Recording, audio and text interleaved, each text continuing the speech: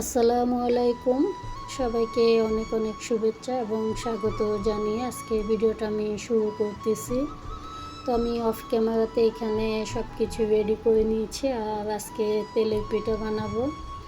এগুলো হচ্ছে খেজুরের গুড়। বাসায় খেজুরের গুড় ছিল, আমি পানি দিয়ে জাল করে লিকুইড করে নিয়েছি। তো যাই হোক, আমার সব কিছু রেডি হয়ে গিয়েছে। এরপরে চলে আসছি পিঠা বানাতে। তো আমি তেল গরম করে নিয়েছি। আর এই প্রথমবার আমি তেলে পিঠা বানাচ্ছি। ইউটিউবের একটা আপুর ভিডিও দেখে তো আমি শিখে নিয়েছি। তো চেষ্টা করলে আসলে সব কিছুই সহজ মনে হয়। আমি এর আগে কখনো তেলে পিঠা বানাইনি। তো আলহামদুলিল্লাহ প্রথম পিঠাটা অনেক এই যে ভালো হয়েছে, মাশাল্লাহ। তো যাই হোক, হাজব্যান্ড যেহেতু চলে যাবে, তো কয়েকদিন পর পর চেষ্টা করি কোনো একটা যে কোনো পিঠা বানিয়ে ওকে খাওয়াতে। তো এখানে আমি এই যে পিঠা বানিয়ে নিয়েছি, মাশাল্লাহ অনেক ভালো হয়েছে। আসলে ইউটিউবে অনেক আপুরা অনেক সুন্দর সুন্দর রেসিপি দেখায় এবং নাস্তা যে কোনো ধরনের আইটেম। এরপরে আমি অফ ক্যামেরাতে সবগুলো পিঠা বানিয়ে নিয়েছি। আর আজকে সকালের নাস্তা হিসেবে তেলের পিঠা। তো যাই হোক, আপনারা দেখতে থাকুন আমার পুরো ভিডিওটা, আশা করছি ভালো লাগবে। তো কেমন হয়েছে পিঠা বানানো?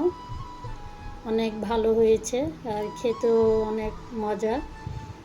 প্রথমবার তেলের পিঠা বানালাম, আলহামদুলিল্লাহ।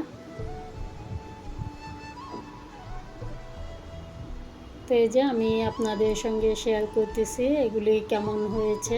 আর খুবই ফুলকো হয়েছে। তারপরে আমার হাজব্যান্ড এখানে কিছু শুটকি নিয়ে আসছে। আর অনেক ধরনের শুটকি এখানে, কয়েক প্রকারের। তো আমি যতটুকু জানি চট্টগ্রামের মানুষেরা শুটকি পছন্দ করে। তো আমার হাজব্যান্ডের বাড়ি যেহেতু ব্রাহ্মণবাড়িয়া, মাশাল্লাহ ও যে কোনো শুটকি খুবই পছন্দ করে। আর শুটকি দিয়ে ভর্তা এবং যে কোনো তরকারি রান্না করলে ওইটা খুবই পছন্দ করে। তো যাই হোক, অনেকগুলোই শুটকি এখানে। তো এর আগে আমি পোয়া শুটকি আনি না, এগুলো হচ্ছে পোয়া শুটকি। তো কখনো রান্নাও করিনি পোয়া শুটকি এটা। আর মাছের চেয়েও কিন্তু শুটকির দাম অনেক বেশি। আর এগুলো হচ্ছে মলা শুটকি, এরপরে লোট্টা শুটকি, আর এগুলা মিক্স করা শুটকি কয়েক প্রকারের। তো ছোট চিংড়ি শুটকিও এনেছে এই যে এগুলো। আর ওই যে এখানে আর প্রকারের মলা শুটকি, এগুলা কেসকি শুটকি বলে। তো এগুলো আমি এখন পরিষ্কার করে এরপরে বয়মে ভরে রেখে দিব কৌটাতে। আর এখান থেকে কিছু পোয়া শুটকি দিয়ে আমি মরিচ খোলা করব। তো অনেক ভালো লেগেছে এতগুলো শুটকি দেখে। শুটকিও কিন্তু অনেক দাম মাছের চেয়ে। আমরা যারা শুটকি কিনি তারা তো জানি। আমি কিন্তু বেশিরভাগ ছুরি শুটকি আর ইচা শুটকি, লোট্টা শুটকি এগুলোই কিনি। তো এর আগেও চাপা শুটকি এনেছে অনেকগুলা, এগুলি আনার আগে তো ওগুলি দিয়ে ভর্তা করানোর জন্য। তো কয়েকদিন পর পরে হয়তো আমার হাজব্যান্ডকে এখান থেকে যে কোনো শুটকি দিয়ে ভর্তা বানিয়ে দিব। এরপর আমি চলে আসছি রান্না করতে। আমি অফ ক্যামেরাতে সব কিছু গুছিয়ে নিয়েছি। আর মশলাটা ভালো করে কষিয়ে এখানে দেশি মুরগি দিয়ে আলু রান্না করতেছি। তা আলু একটু বেশি হয়ে গিয়েছে এই যে। যাই হোক, আমি আন্দাজটা বুঝতে পারিনি, তো কিছু হবে না। আলু যেহেতু কেটে ফেলেছি সেজন্য দিয়ে দিলাম। তো আমি এটা ভালো করে কষিয়ে এখানে ঝোলের পানি দিয়ে দিব একটু পরে। আর অন্য পাশে আমি পোলাও রান্না করতেছি। তো আমি যেহেতু ফ্রোজেন করে রেখেছিলাম অনেকগুলো মটরশুঁটি, আর পোলাওর মধ্যে মটরশুঁটি এরপরে গাজর এগুলি খুবই পছন্দ করি আমি দিতে। তো আমি চালটা ভালো করে ভেজে নেব। এরপর আমি এখানে গরম পানি দিয়ে দিয়েছি আর পরিমাণ মতো লবণ, সাথে আদা রসুন বাটা।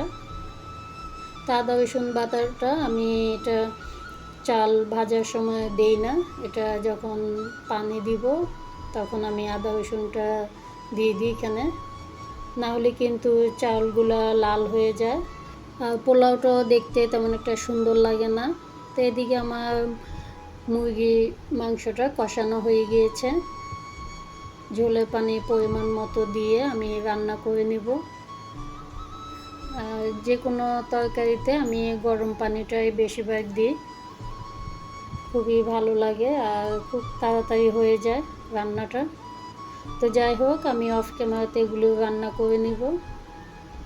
তো কাজকর্ম শেষ আর এই যে দুপুরে রান্নাবান্নাও শেষ। তো এখন খাওয়া দাওয়া করব। দেশি মুরগি দিয়ে আলু রান্না করেছি, সাথে লেবু আর এই যে পোলাওটাও দেখতে অনেক সুন্দর এবং ঝরঝরা হয়েছে। যারা এতক্ষণ ধৈর্য সহকারে আমার ভিডিওটা দেখেছেন আপনাদেরকে অসংখ্য ধন্যবাদ জানাই।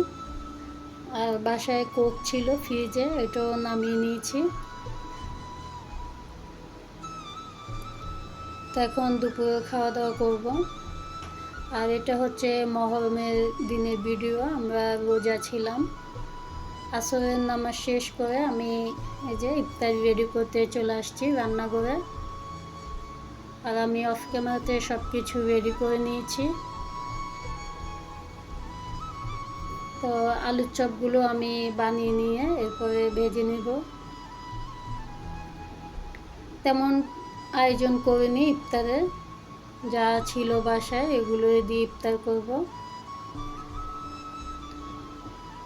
আর এদিকে আমি অফ ক্যামেরাতে পেঁয়াজুটাও বানিয়ে নিয়েছি।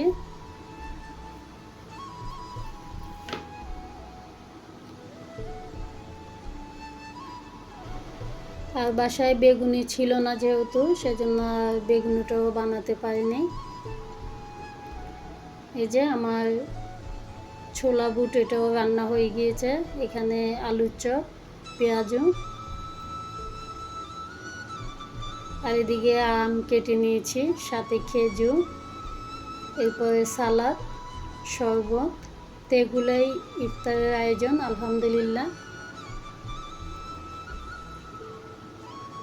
তো আজকের ভিডিওটা কেমন হয়েছে আশা করছি আমার প্রাণপ্রিয় আপু ভাইয়েরা কমেন্ট করে জানাবেন। একটু পরে আজান দিয়ে দিবেন। তো এইখান থেকে বিদায় নিব। সবাই ভালো থাকবেন। পরবর্তী ভিডিওর জন্য সবাইকে আমন্ত্রণ জানিয়ে যাচ্ছি। আল্লাহ হাফেজ।